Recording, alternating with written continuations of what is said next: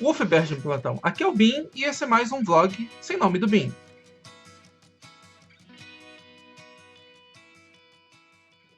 Então, pessoal, hoje o assunto que eu quero tratar é um assunto que não era para ser delicado, não era para ser um assunto polêmico, que é representatividade. Tivemos há 2 semanas atrás um caso polêmico com o lançamento, a notícia de uma nova pessoa que queria utilizar a armadura do Homem de Ferro, que por ela ser uma adolescente negra de 15 anos, o pessoal achou um absurdo, achou, nossa, estão destruindo meu personagem, não tem sentido, é politicamente correto. O pessoal adora esses rótulos. E fora isso, esse tipo de assunto ressuscitou outras vezes que isso foi uma polêmica, como por exemplo o Idris Elba interpretar Heimdall no filme do Thor, que falaram, é um absurdo, um asgardiano negro. E foi levando em conta, foi indo até chegar até a mais recente, que ser os ataques contra a atriz que interpretou a Patty no novo filme dos Caça-Fantasmas, que ela se retirou das redes sociais, o que é um absurdo, que o filme por si só já era tido como odiado só pelo simples fato dos personagens principais serem 4 mulheres, e o ataque se concentrou justamente nela, com o pessoal falando que ela interpretou mal o personagem dela, ela foi estereotipada, e outros acusaram que foram racistas com ela, apenas respondendo ao racismo que ela teve contra os brancos. Oi? E isso é muito triste. E pensando nisso, eu chamei os meus 2 sócios do Bernerd, o James e o Wally, para falarem a respeito, e convidei alguns amigos próximos para falarem, darem uma palavrinha rápida sobre o valor de representatividade, porque é importante, entendeu? A gente quer ser representado. Por exemplo, na minha época, eu não tinha um herói para me espelhar, tipo, a gente sempre se imaginava, seja nas séries, nos desenhos, nos animes. Hoje em dia não, a diversidade é bem ampla, mas sempre há aqueles nerds da velha guarda que falam que meu personagem está sendo destruído. Então, para finalizar a minha parte, você tem que lembrar, nerd, que está revoltado por uma garota negra ser a nova Homem de Ferro, que um negro já vestiu a armadura, o Rhodes já vestiu a armadura, o atual Máquina de Guerra. Antes dele virar o Máquina de Guerra, ele foi Homem de Ferro por um bom tempo. E lembrando também outra polêmica que teve, só para tipo, da Thor também ter virado uma mulher, que o pessoal fala que agora é os tempos do politicamente correto, que estão destruindo meus personagens. Até chegar a um ponto de um youtuber, que não vai ser citado aqui nesse vídeo, que chegar ao ponto que essas minorias querem fazer quadrinhos, que elas façam seus próprios quadrinhos, não destruam os meus personagens. O choro é livre, pode continuar chorando, mas representatividade sempre vai importar, entendeu? O que me deixa triste é que uma pessoa assim diz que ela é fã de X-Men, sabe? Você não entra, dá tilt, entendeu? Não tem como, entendeu? Se você é fã dos X-Men e continua tendo esses pensamentos racistas, homofóbicos, preconceituosos, desculpa, você não entendeu a proposta do título. Então é isso, pessoal. Vou deixar agora a palavra com os meus amigos. O vídeo vai ser um pouquinho longo, peço que compreendam, mas é uma mensagem que vale a pena. Então, é aquilo, já chegar aqui do início, vocês vão dar aquele like maroto, vamos compartilhar, porque é uma mensagem que realmente importa. Obrigado. Ufberds, James falando. A gente está fazendo um vídeo sobre diversidade, porque essa semana, vocês devem estar sabendo, vocês provavelmente viram, teve um certo auê aí pelo Facebook, pelas redes sociais, por conta de um vídeo de um canal, que eu não vou dizer o nome, né? Mas basicamente o dono desse canal fez um vídeo reclamando, à luz da notícia da nova personagem que vai assumir a identidade de Homem de Ferro, né, que é uma menina negra, reclamando dessa tendência que está acontecendo nos últimos anos de você ter das editoras, especificamente a Marvel no caso, tá introduzindo personagens mais diversos, né? O Capitão América negro, a Thor mulher, essa menina que vai ser Homem de Ferro. Ele mencionou o caso do Sr. Sulo, que disseram, foi informado oficialmente que o Sr. Sulo da série de filmes de Star Trek atual é gay. Então, assim, e aí ele usa argumentos do tipo: isso é uma afronta aos fãs, vocês estão traindo os fãs, não é isso que os fãs querem.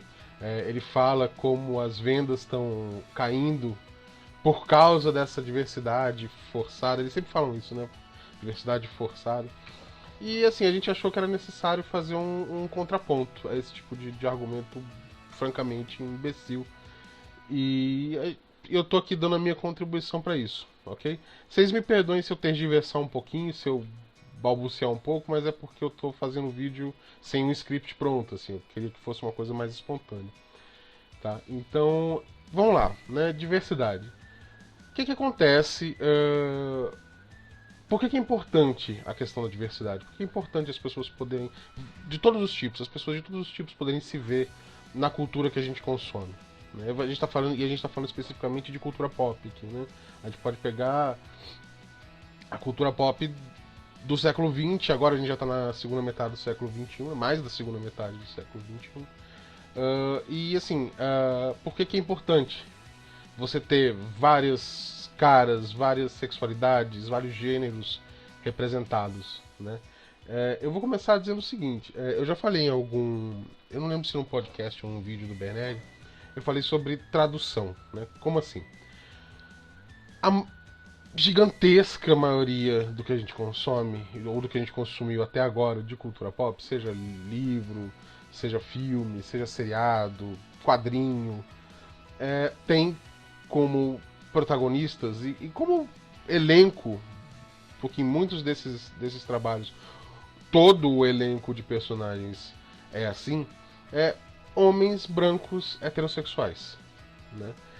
Se você pega qualquer história, pega o, sei lá, pega Tarzan, pega Conan, pega Senhor dos Anéis, pega qualquer clássico de ficção científica ou de fantasia, ou pega a Marvel da década de 60, né, que é quando surge a Marvel propriamente dita, né, a partir de 1963. Pega os quadrinhos da DC, enfim, pega os seriados de TV. A esmagadora maioria de personagens representados ali é de, primeiro, gente branca. Né? E aí quando você pega os protagonistas, geralmente homens, e praticamente, sem exceção, heterossexuais. O que acontece? Quando você é um homem branco heterossexual, quando você é um menino branco heterossexual, que a gente começa a consumir esse tipo de cultura geralmente na infância, e aí vai o resto da vida, nós sabemos que isso é uma paixão pro resto da vida. Quando você começa a consumir esse material, essa cultura, você está se vendo ali. É para isso que a gente conta histórias, é para isso que a gente ouve histórias. É para ajudar a lidar com o nosso mundo. Assim, as histórias, elas nos ajudam a projetar os nossos medos, a projetar os nossos desejos, a lidar de uma forma saudável com as nossas ansiedades. A ficção, ela ajuda a gente a fazer isso. Então, quando você é do modelo que é o protagonista da história que você está contando, o que você está ouvindo isso te ajuda a criar uma identificação. Isso, você se vê ali naquela ação, você se vê naquela situação. Você se coloca, você consegue se colocar no papel de protagonista. E isso tem várias reflexões ao longo da sua vida, assim. da maneira como você encara o mundo, da maneira como você encara as situações da sua vida. Isso ajuda a formar a sua personalidade, ajuda a formar os seus valores. E quando você é homem branco heterossexual, você não precisa fazer nenhum tipo de adaptação. Você tá ali. Aquele cara, aquele personagem, aquele herói, aquele aventureiro, aquele cientista, aquele lutador, aquele guerreiro, aquele rei que tá ali aquele príncipe que tá ali na tela, ou que tá aqui na página, ele é você. Você rapidamente se coloca naquele lugar. Quando você não é parte desse grupo, você precisa fazer adaptações. Se você é uma menina branca heterossexual, existem muitos personagens, inclusive protagonistas, meninas brancas heterossexuais, mas se você for fazer uma medição, você vai ver que você já diminuiu o número de personagens que você tem disponível para se identificar. Geralmente, no grosso dessa ficção, no grosso dessa produção cultural, você vai ser um interesse amoroso, você vai ter um papel decorativo, né? Você vai ser um prêmio pro herói conseguir no final da jornada dele, né? Então, assim, se você não é branco, se você é um menino negro, um menino indígena, piorou, porque aí a sua situação ela vira. Ou você vai ser o alívio cômico, ou você vai ser o padrão do vilão, ou você vai ser a tribo subdesenvolvida que o herói vai salvar, enfim. E aí, conforme a gente vai estratificando, você vai vendo o quanto é difícil achar personagens protagonistas que atendam a outras demografias, né, a outros grupos. E o que acontece é que quando você faz parte de um desses grupos, você tem que fazer traduções, né, que é o que eu falei anteriormente. Você está vendo uma história em que você não está exatamente ali, então você faz uma tradução para sua realidade, para sua vivência, né? Então de repente você imagina, se de repente esse herói tivesse apaixonado não por um príncipe, não por uma princesa, mas por um príncipe, né, se você for gay, né, por exemplo. E aí você passa a vida fazendo adaptações. E o que acontece é que de uns 10 anos para cá, grosso modo, os produtores de cultura pop começaram a entender, muito devagar eu acho, mas ainda assim já é um avanço, eles começaram a entender que todo tipo de pessoas consomem cultura pop, né? Que você tem fãs negros, que você tem fãs do sexo feminino, você tem fãs de minorias sexuais, que a fanbase ela é muito maior. Então aquele primeiro argumento de que você está colocando um protagonista negro, você pegou um personagem negro e colocou como Capitão América, você está traindo os fãs, já cai por terra, isso é uma mentira. Porque a pessoa, quando ela fala isso, você não está dando o que os fãs querem, ela simplesmente ignora, e aí ela pode ignorar porque é ignorante ou porque está propositalmente ignorando, que a fanbase é muito maior do que ele. Especificamente o cara que fez a quem a gente está respondendo, ele é um homem branco, ele é ruivo, ele tá totalmente dentro do padrão. Apesar da gente ter sérias dúvidas sobre a heterossexualidade dele, ele é o padrão, né? Assim, então ele nunca precisou fazer esse tipo de tradução. Ele sempre teve lá. As histórias sempre foram dele, assim, ele sempre pôde fazer isso. E agora, nos 10 anos pra cá, a gente começa a ver histórias, a gente começa a ver personagens nos quais a gente pode se projetar também, né? Sim, idealmente, o fim desse processo é que você vai poder ter qualquer tipo de personagem. Então você vai poder ter uma história protagonizada por uma mulher negra, lésbica, enfim, e isso não vai ser um problema, isso não vai ser uma coisa extraordinária, né? Digna de polêmica, digna de revolta. Mas o que acontece hoje é que essas pessoas que sempre tiveram representadas, que sempre tiveram a cultura sempre foi feita para elas começam a ver pequenos movimentos em que a cultura não é feita exclusivamente para elas e elas se revoltam com isso. E isso é uma grande bobagem. O outro argumento que ele fala, né, que as vendas caíram por conta desse movimento. Ora, isso é do mau caratismo, assim, eu não tenho nem como classificar, né? Assim, a pessoa que fala um negócio desse, ou ela realmente é mau caráter, ou ela não conhece nada do mercado de quadrinhos americano. É possível que as duas coisas, inclusive.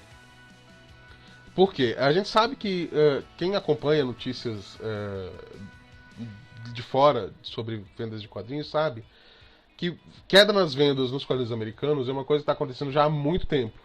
Né? A gente teve aquele pico na década de 90, né, em que você tinha... X-Men número 1 vendeu 7 milhões de cópias. Mas a gente sabe que, primeiro, isso não era o padrão de vendas da época, nunca foi. E, segundo, isso não equivalia a 7 milhões de leitores. Porque muita gente comprou para especular. Né? Esse aqui comprou 200 cópias do mesmo gibi, esperando que daí 20 anos fosse valer uma caralhada de dinheiro. E não foi isso que aconteceu. Tanto é que esses gibis hoje são muito baratos. Você acha a preço de banana na internet. Então o que acontece? E várias coisas são fatores para determinar essa queda nas vendas dos quadrinhos americanos. Você tem a concorrência dos videogames, que não é pequena, você tem novas formas de entretenimento, você tem o surgimento da internet, você tem a popularização dos mangás nos Estados Unidos, que são um outro tipo de narrativa, com uma outra abordagem de quadrinhos. Né, que são muito populares nos Estados Unidos. Aqui a gente é familiarizado com mangá há muito mais tempo, mas lá foi uma coisa que, quando apareceu pesado, isso também mais ou menos na década de 90, isso tomou o mercado americano de assalto, e assim, isso influenciou na queda de vendas dos quadrinhos tradicionais, né, Marvel, DC e tal. Então, assim, primeira coisa é que não é porque a gente tem personagens diversos, com diversidade racial, diversidade de sexualidade, diversidade de gênero, que você está causando a queda das vendas, né? Poderia ser uma discussão saudável? Poderia. Se não deixasse de ser uma discussão sobre, poxa, será que tem a ver criar esse personagem novo ou mudarem assim o meu personagem? Para um show de horrores, de argumentações sem pé nem cabeça, de afirmações completamente racistas e ideias que não teriam lugar no mundo 50 anos atrás. Tanto que o vídeo foi denunciado e deletado pelo YouTube. E o vídeo que ele fez em resposta às denúncias, em que, em vez de se justificar ou explicar a situação ou falar qualquer merda que fosse, o babaca soltou mais ideias preconceituosas, mais machismo, mais racismo, mais misoginia e, olha, foi excluído de novo.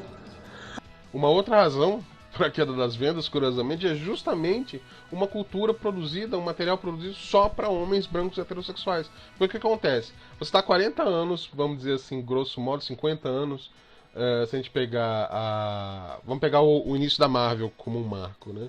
Produzindo quadrinho que privilegia o leitor que é homem branco heterossexual. E o que acontece? Ao longo do tempo, essa fanbase está crescendo, está envelhecendo e está morrendo. Ou está parando de ler gibi. E você não está fazendo nada para atrair gente nova. Então o que acontece? Isso vai refletir como queda de vendas. É até uma questão de sobrevivência. Quer dizer, como é que o mercado espera sobreviver se ele ignora as mulheres? Tipo, 50% da fanbase potencial é ignorado. Ora, é óbvio que esse mercado vai sofrer. E tem que sofrer mesmo. Né? Então, assim, definitivamente não é porque a gente está tendo diversidade que as vendas estão caindo. E outra coisa, foi divulgada essa semana também uma matéria que fala que justamente esse foi um dos meses, agora, o mês que passou agora, junho, de melhores vendas para o quadrinho americano. E é justamente o momento em que você está tendo vários protagonistas de vários estratos sociais.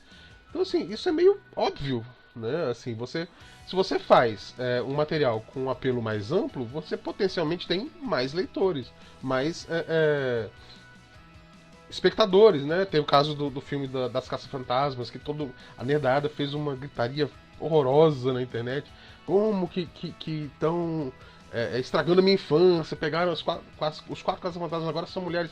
Bom, em primeiro lugar, ninguém destruiu as cópias antigas dos filmes. Então, se você se ofende tanto assim com o filme protagonizado por 4 mulheres, você tem lá o seu filme, os filmes antigos para assistir. Você não precisa ir, ninguém tá te obrigando a ver um filme novo. E segundo, ora, por favor, a gente tem. É o que eu falei, a gente sempre teve filmes protagonizados por homens.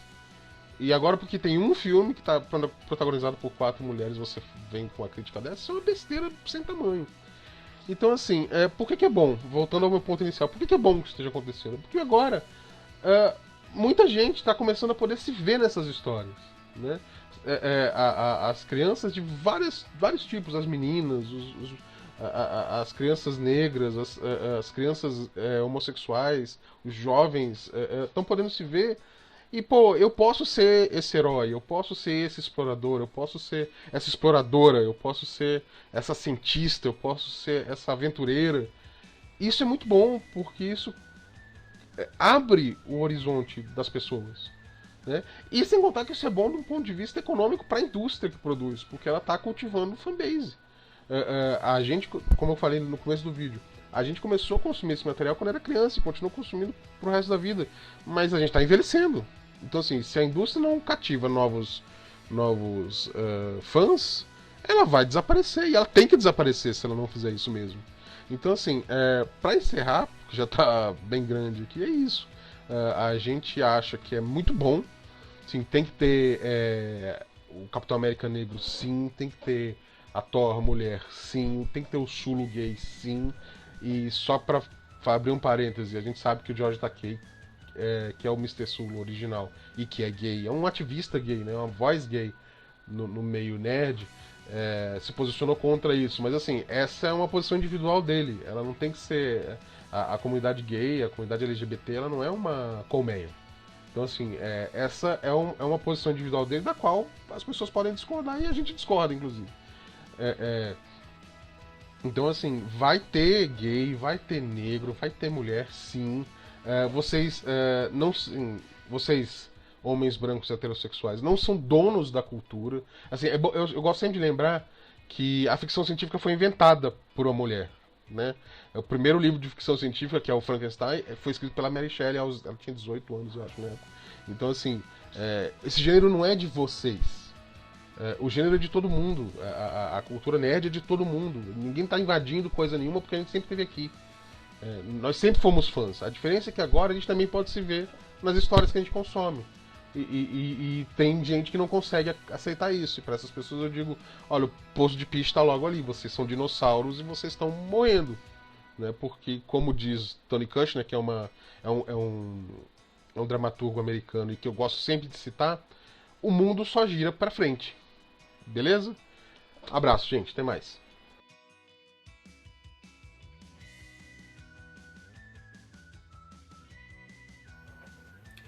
Fala pessoal, beleza? Aqui quem tá falando é o Poderoso Porco, do Melhores do Mundo, né? Do MDM. Tô aqui respondendo um convite do pessoal do Bear Nerd, do BIM. Um abraço, gente. Para discutir um vídeo, né? Para comentar sobre representatividade. Aí a gente teve essa semana um dissabor muito grande de ver supostamente um leitor de quadrinho, né? Muito mais um colecionador de lombada.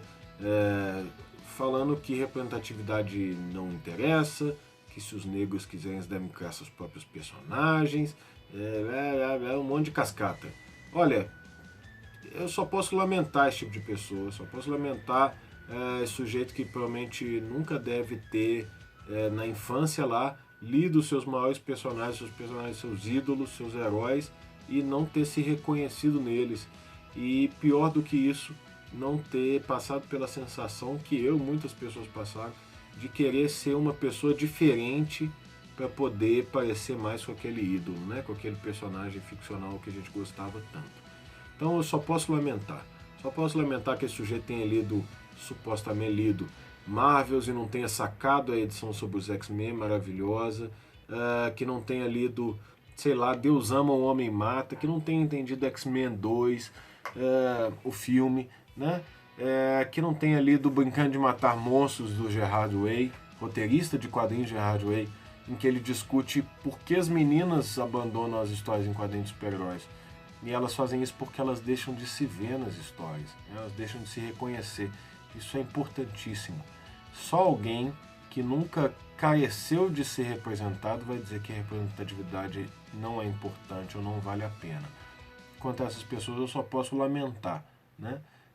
Pro colecionador, o que eu tenho a dizer é: se o personagem não te apetece, velho, abandona. A gente faz isso quando um roteirista que a gente não gosta assume um herói, a gente faz isso quando muda o artista, a gente faz isso um monte de vezes, quando as histórias começam a ficar chatas, a gente abandona e procura outro, né? O problema é que você não quer abandonar e você também não quer que ninguém brinque com o seu brinquedo. Vai me desculpar, mas isso é babaquice. Valeu, gente. Vamos lá. Força sempre.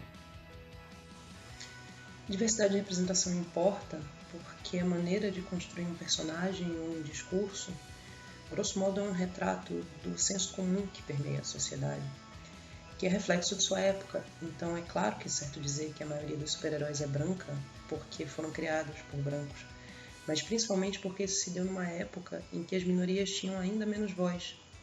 Mas a partir do momento em que esses paradigmas começam a mudar, é importante que as representações também mudem, principalmente nos meios de massa, que tem um potencial de desconstrução muito grande a partir do momento em que tem uma amplitude enorme nos discursos em que ela transmite. Então, mudando as representações, a gente ajuda a desconstruir os preconceitos. Isso importa, sim, muito. Oi, gente. Aqui é o Stefan Martins, Stefinha, da formação Fireball. E, para mim, representatividade é saber que a gente pode pertencer a alguma coisa, saber que nós podemos também ser alguma coisa grandiosa, tanto quanto os outros. Podemos ser super-heróis, super-vilões, podemos ser pessoas simples, pessoas extraordinárias. Podemos nos ver em personagens que amamos, histórias que achamos incríveis. Podemos criar tanto quanto os outros. E podemos, sabe, nos divertir como qualquer outra pessoa no mundo. Então, para mim, representatividade é algo importantíssimo e que faz toda a diferença na minha vida e de muita gente que eu amo e conheço. Um beijo.